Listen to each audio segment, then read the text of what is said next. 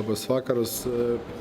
Rungtynių pradžia, kurią akcentavom, kad turim išeiti tikrai agresyvus, gal truputį nepavyko, bet žiūrint gal iš savo puolimo pusės, nes padarėm 6 klaidas pirmam ketvirtį. Tai po daugiau tai vyrus galiu tik tai pagirti. Už 30 minučių, už 2, 3, 4 ketvirčius tikrai viską darė tą, ką turbūt tikėtum gynybai, tą iš karto sureagavo gerai, buvo geras agresyvumas, o puolime tikrai gerai labai dalinosi kamuoliu. Taip kad susikaupimas toks, koks reikia, varžybų tikrai turėjom naudą iš tų varžybų, tikrai net nežiūrint rezultatą.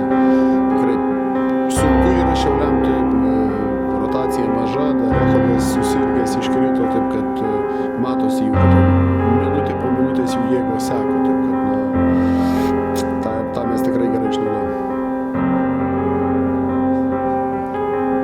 Jisai tik tai vakare atvyko ir pirmadienį turime medicininį patikrinimą, taip kad tik tai po to įsigalios kontraktas, taip kad negalėjom registruoti.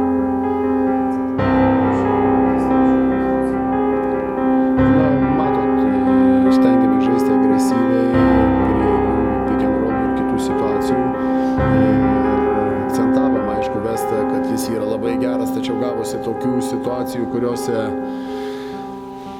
kažkuris vienas žmogus nepadarė žingsnio, kitas dalykas patys matot pagal statistiką beveik 50 metimų prametė, taip kad procentas gynyboje darbas labai geras buvo, bet kuo daugiau prametė, tuo daugiau tų šansų. Taip kad irgi čia irgi yra logiška viskas, bet norėjusi keletui situacijų, ypač jauni žaidėjai, kada yra aikštelė, nesinori taip lengvai duoti tų antrų šansų.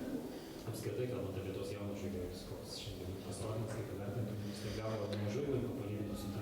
Negerai, ateina dabar tikrai toksai ir sunkus tas metas, bus daug kelionių, daug varžybų, daug rungtynių išvykose, daug rungtynių žaisime per trumpą laiką po kelionių, taip kad norisi įsitraukti juos kuo daugiau į žaidimą ir kad būtų naudingesni. Taip, girti jaunimo labai nereikia kol kas. Šiandien pirmas, kaip ir kalbėjo, prastas kėlinys ir atrodo, kad gimimas prasidėjo, kai pasirodė trijų aikštėje ir kaip šių amerikiečių pasirodymas ir patenkintos tuo užsiteikimu, nes kartais amerikiečiams trūksta lygiai nusiteikimo Lietuvoje.